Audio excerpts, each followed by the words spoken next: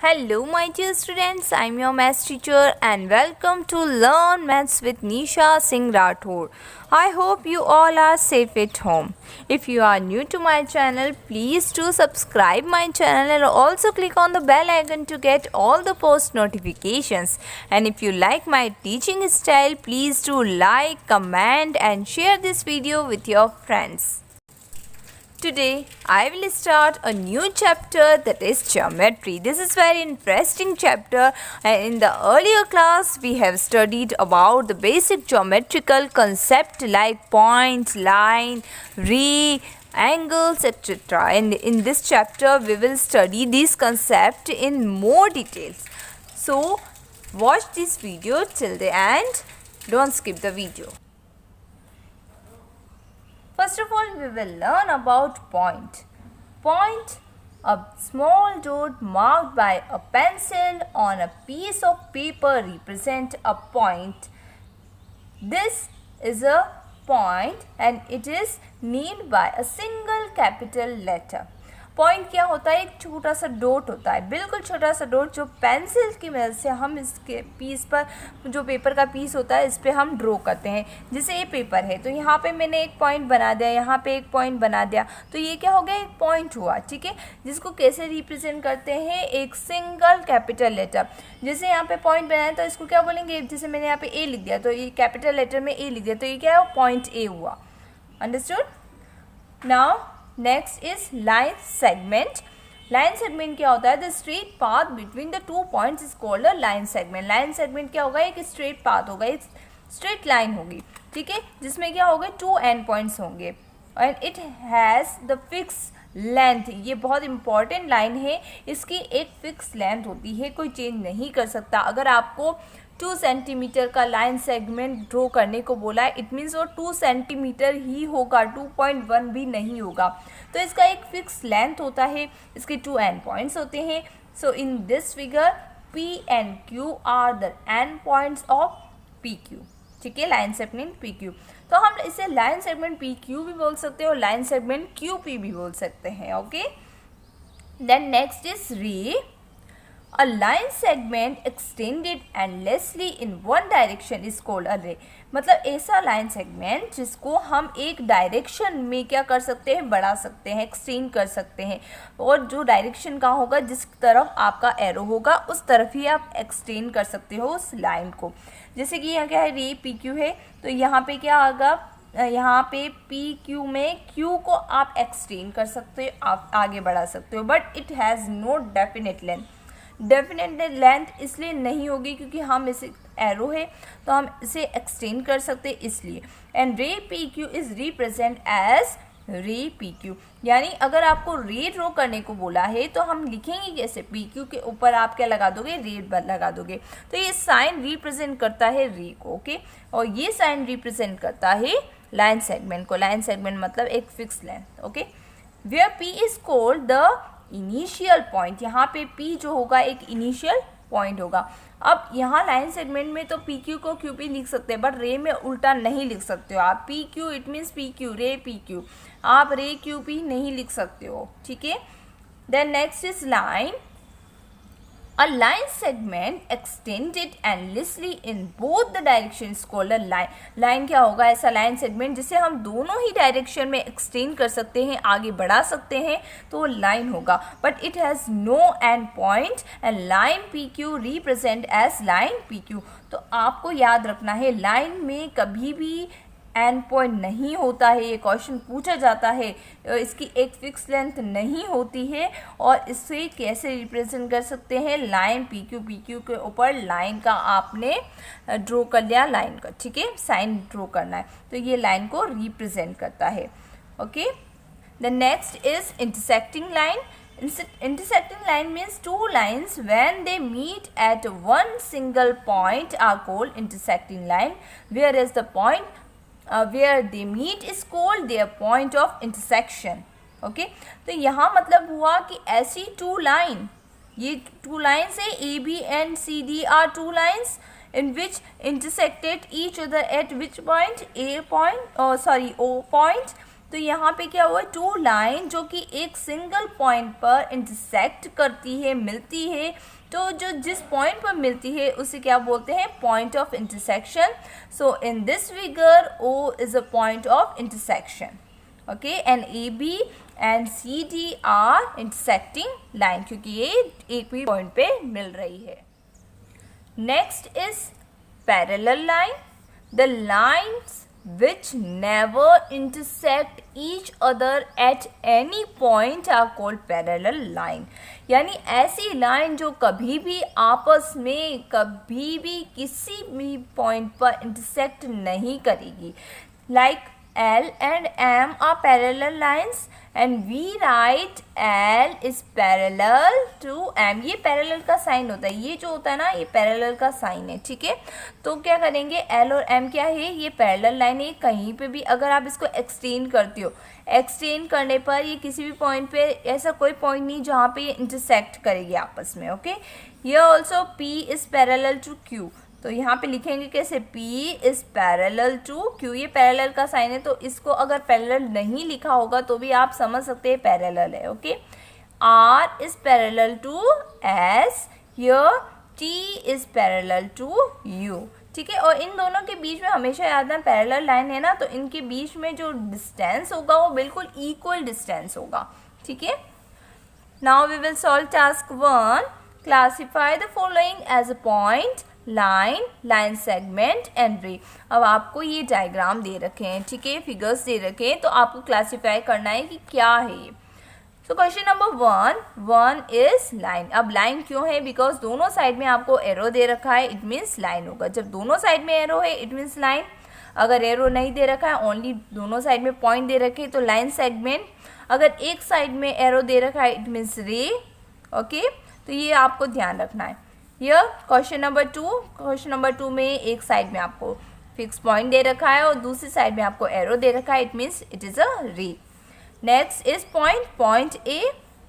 Next यहाँ पे आपको क्या है, 2 एंड पॉइंट्स है, it means this is a line segment because it has a fix length. In question number 5 this is ray MN because यहाँ पे क्या है, एक एंड पॉइंट है और एक तरफ हम ना एक्सटेंड कर सकते हैं. This is point X. Question number 7 is ray. Question number 8 is line because यहाँ पे दोनों साइड में क्या है, एरो है. Question number 9, this is a line segment. Why? Because it has fixed length. It has 2 end points. And question number 10 is ray because it has only 1 end point. और second side में आपको क्या दे रखा है, arrow दे रखा है.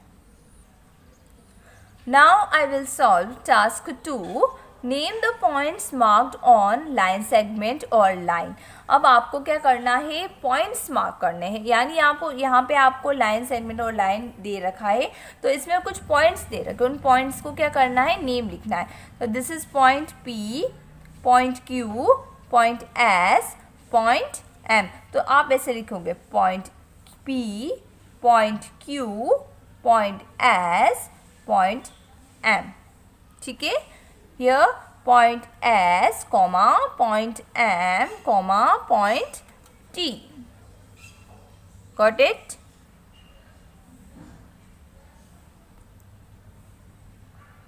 Next, point A, point D, point E, point G and point S. कभी भी याद रखना, यहाँ पे जब पॉइंट आप बताते हो तो ये स्मॉल लेटर में नहीं आएगा, कैपिटल लेटर में लिखना है. तो 4th में आपको लाइन सेगमेंट दे रखा है, इसमें पॉइंट्स कौन कौन से हैं, point X, point Y, point Z and point R.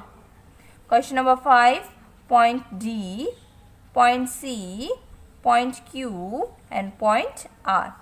Question number 6, point Q, point P, point M and point T. बहुत ही सिंपल क्वेश्चन था ये. ठीक है, now we will solve task 3. Name all the line segment in each of the following. अब आपको क्या करना है, लाइन सेगमेंट लिखना है जिसके फिक्स लेंथ होती है. ठीक है, तो फर्स्ट फिगर में लाइन सेगमेंट क्या होगा, जिसमें 2 एंड पॉइंट्स होंगे. ठीक है, AS, ठीक है, आप ए से स्टार्ट करें, A S, A Q, A R and A D, ये एक लाइन सेगमेंट हो गए. Then S Q, S R, S D. Okay, then Q R, Q D and R D. तो ये सारे क्या हो गए, लाइन सेगमेंट हो गए जिसमें 2 एंड पॉइंट्स होने चाहिए.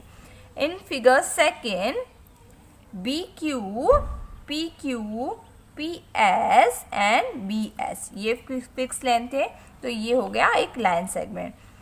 In figure third, P Q, Q X, X Y and P Y. ठीक है. In figure four, M N, N O, O P, P Q, Q R and M are.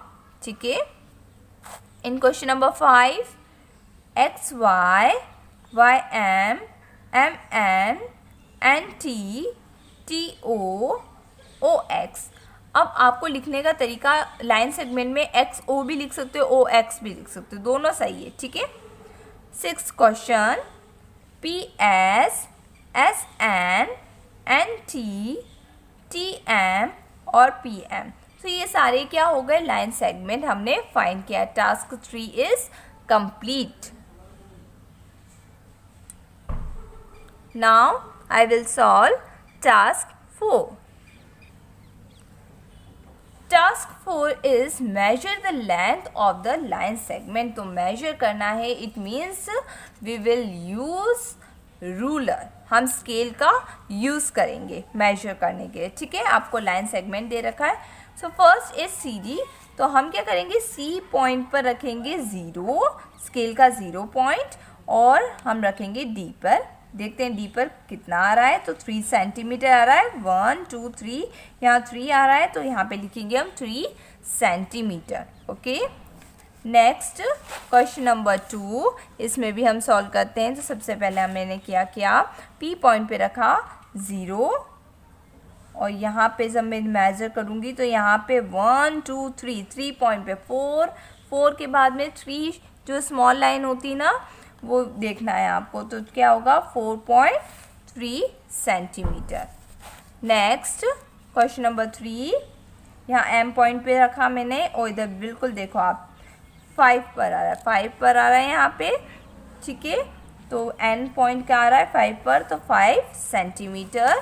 Question number 4, X Y में X पर रखती हूँ मैं 0 point, और यहाँ मैं देखूँगी तो 3.1 2 3 4 5 6 7, तो 3.67. 3 के बाद में 7 लाइन थी, तो 3.67.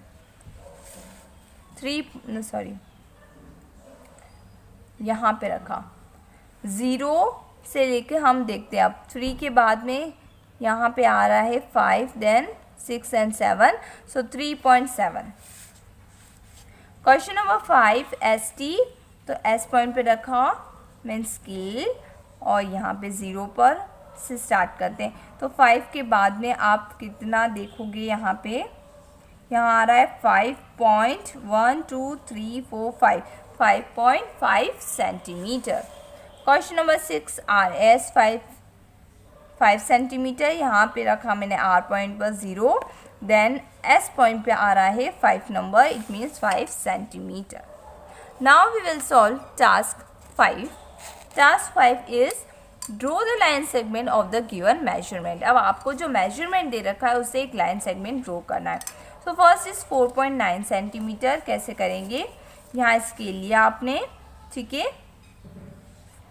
यहाँ रखा, 0 पे लगाया सबसे पहले पॉइंट. ओके, 0 पे लगाना है पॉइंट, और 4.9 यानी 4 के बाद में 9 जो मिनी लाइन्स यहाँ पे छोटी छोटी लाइन्स दे रखी है, वो आपको काउंट करना है. ठीक है. यहाँ पे देखो आप, यहाँ पे 1 2 3 4 5 6 7 8 9, 5 से पहले जस्ट एक छोटा सा लाइन दे रखा है, वहाँ पे लगा दिया आपने डॉट. सबसे पहला काम ही आपका होगा डॉट लगाने का. अब ये जो 2 एंड पॉइंट्स होंगे ना, इन 2 पॉइंट्स को आपको क्या करना है, मिला देना है with the use of ruler. Then आपको इन पॉइंट को नेम, कुछ भी नाम देना है, जैसे मैंने यहाँ पे ए बी नेम दे दिया. ओके. क्वेश्चन नंबर 2 आपके लिए होमवर्क होगा। यहाँ मैं क्वेश्चन नंबर 1, 3, 5 सॉल्व करा रही हूँ। क्वेश्चन नंबर 2, 4, 6 आपके लिए होमवर्क है। आपको खुद को सॉल्व करके देखना है, ड्रॉ करके देखना है। Next question number 3, 3.4 centimetre same है। स्केल लिया, 0 पे लगाया पॉइंट। 3.4 है, इट मीन्स 3 के बाद 4 और काउंट करना है, तो 3 के बाद हम 4 काउंट करते हैं। 1, 2, 3, 4 यहाँ लगा दिया पॉइंट। ओके, देन इसको क्या करना है, आपको मिलाना है। ठीक है, जॉइन द पॉइंट्स। इसको सब नेम दे देती हूँ मैं ए बी। अब ज्वाइन करना है ए एंड बी।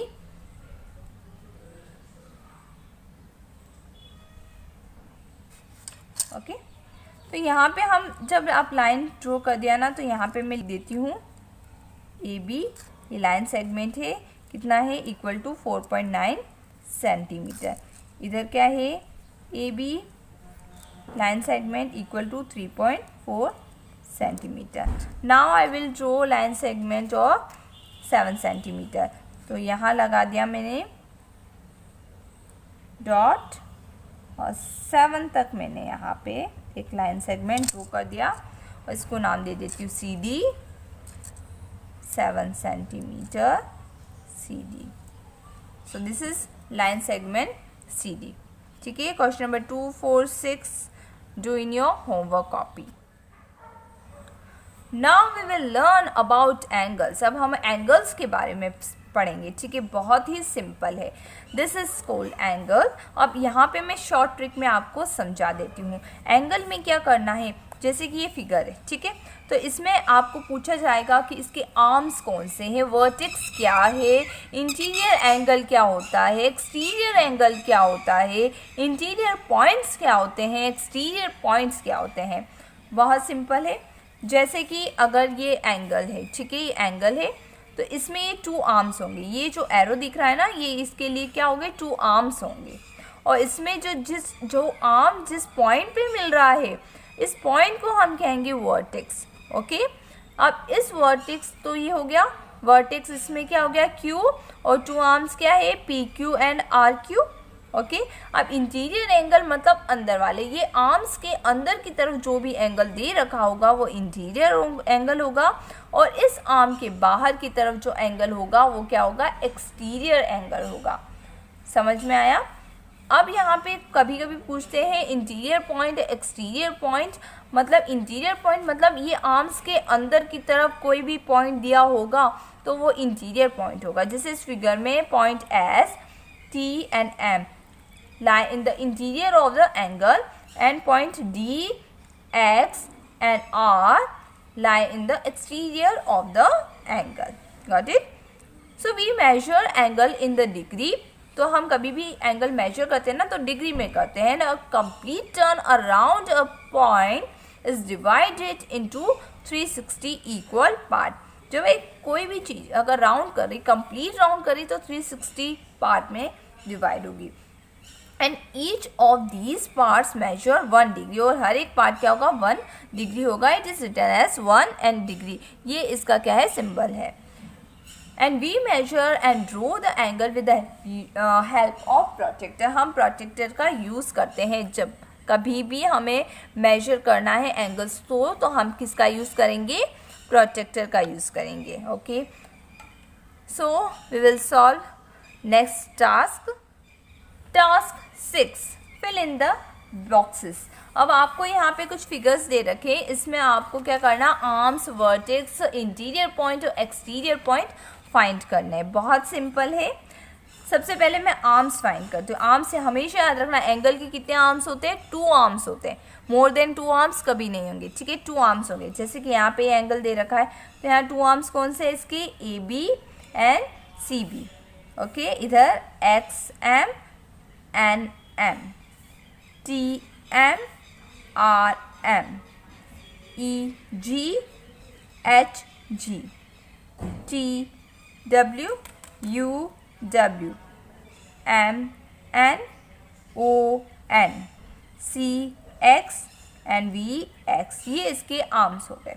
अब वर्टेक्स फाइंड करेंगे। वर्टेक्स कहाँ हो गए, जहाँ टू आर्म्स मिल रहा है किसी एक पॉइंट पर, तो वो होगा vertex. So in this figure B is vertex.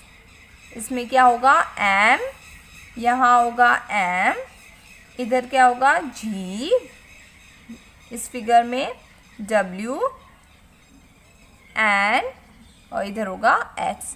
ठीक है, अब हम फाइंड करते हैं इंटीरियर पॉइंट, यानी जो टू आर्म है उसके अंदर की तरफ कोई पॉइंट दे रखा होगा वो इंटीरियर पॉइंट होगा। ठीक है, और एक्सटीरियर मतलब बाहर होगा, तो हम सबसे पहले इंटीरियर करते हैं। तो इन टू आर्म्स के अंदर कौन सा पॉइंट है, point X and point Y. Okay, point X and point R. यहाँ अंदर की तरफ क्या दे रखा है, point O and point A. इधर अंदर दे रखा है डी एंड ओ। यहाँ पे अंदर दे रखा है पॉइंट ए। इस फिगर में आर्म्स के अंदर दे रखा है पॉइंट ए एंड पी, और इधर दे रखा है पॉइंट ओ एंड जी। तो ये सारे हो गए interior points. Now we will find exterior point. Exterior point means ऐसे पॉइंट्स जो क्या है, आर्म्स के जो बाहर की तरफ है। ठीक है, एक्सटीरियर ऑफ द एंगल है, lie on the exterior of the angle. तो यहाँ क्या है, पॉइंट एस, यहाँ आर्म्स के बाहर है सी एंड ओ, यहाँ पे है जेड, यहाँ पे इस एंगल में आर्म्स के बाहर की तरफ है एस एंड बी, और इस फिगर में बाहर की तरफ है पॉइंट आर, इस फिगर में डी एंड जी, एंड इस फिगर में क्या दे रखा है आपको, टी और एन। ठीक है, now we have done this task, now we will solve next task. Now we will learn about types of angles. बहुत तरह के टाइप्स होते हैं, acute angle, right angle, obtuse angle, straight angle and reflex angle. ठीक है, तो इन सबको मैं शॉर्ट ट्रिक में समझाती हूँ।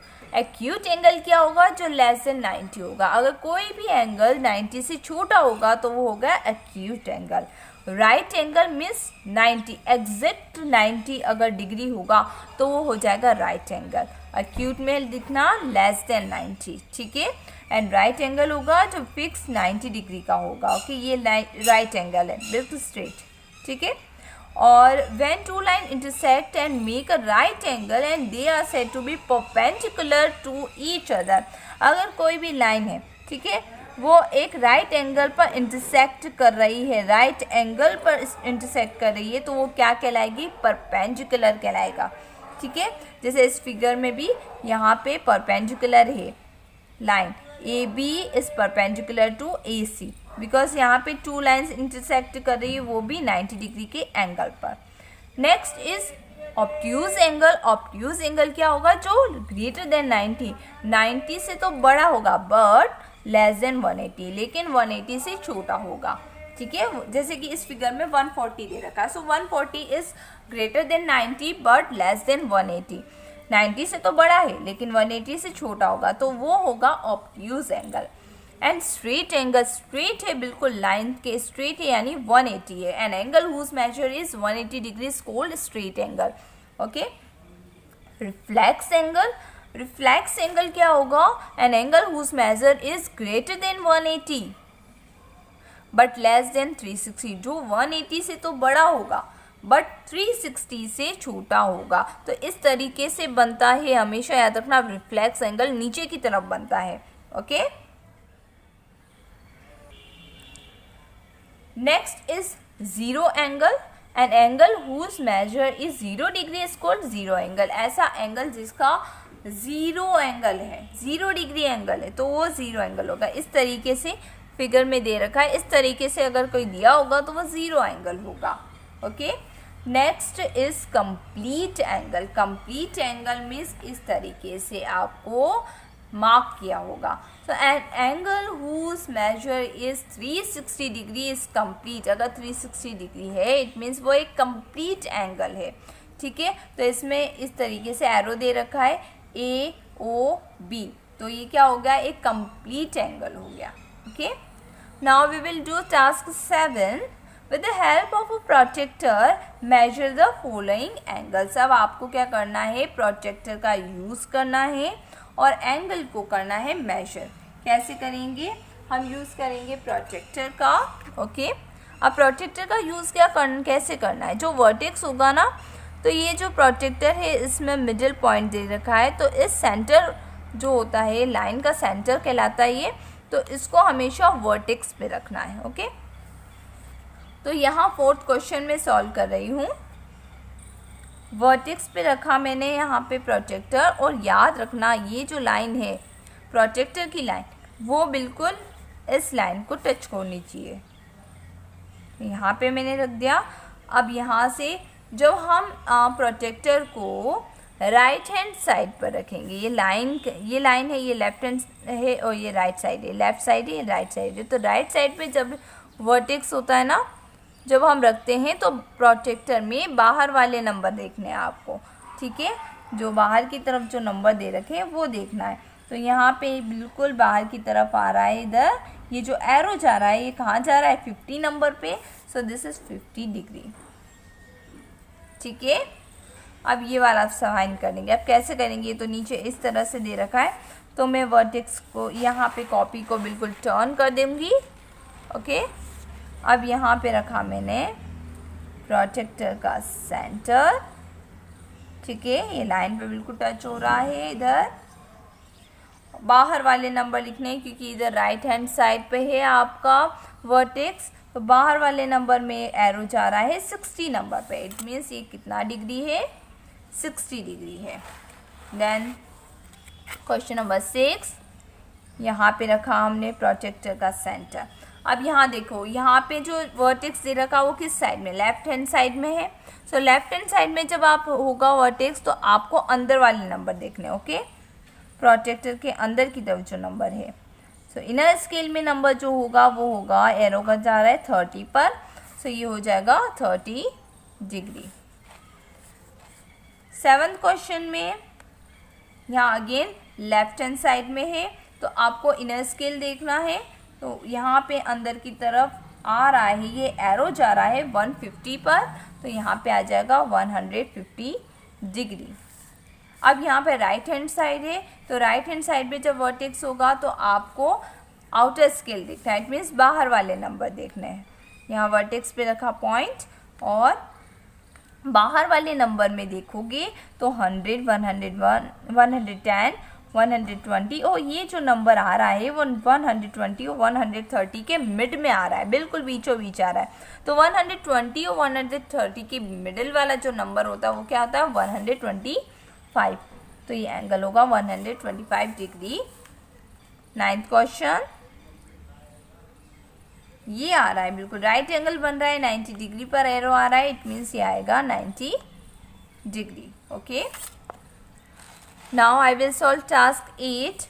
Classify the following angles as acute, obtuse और राइट। अब आपको क्लासीफाई करना है कि ये कौन सा एंगल है। अब एंगल गिवन है, जब राइट एंगल कब होगा, जब 90 डिग्री का एंगल होगा। अगर एक्यूट कब होगा, जब लेस देन 90 होगा। और ऑब्ट्यूज कब होगा, जब मोर देन 90 होगा बट लेस देन 180 डिग्री होगा, ठीक है। 90 डिग्री है, it means right angle. 50 degree it is less than 90 degree, so it is acute angle. 75 also acute angle because 75 is less than 90 degree. 110 degree is more than 90 degree but less than 180 degree, so it is obtuse angle. 95 degree it is also obtuse angle because it is more than 90 degree but less than 180 degree. 87 degree is acute angle because it is less than 90 degree, and 30 degree also acute angle because it is less than 90 degree. So we have done task 1 to 8. I hope this concept is clear to you. If you understood whatever I taught in this video, please do like, comment and share this video with your friends, and most important, subscribe to my channel. If you have any doubt, let me know in the comment section. Keep solving because maths is a subject not to learn but to solve. Bye bye. Take care.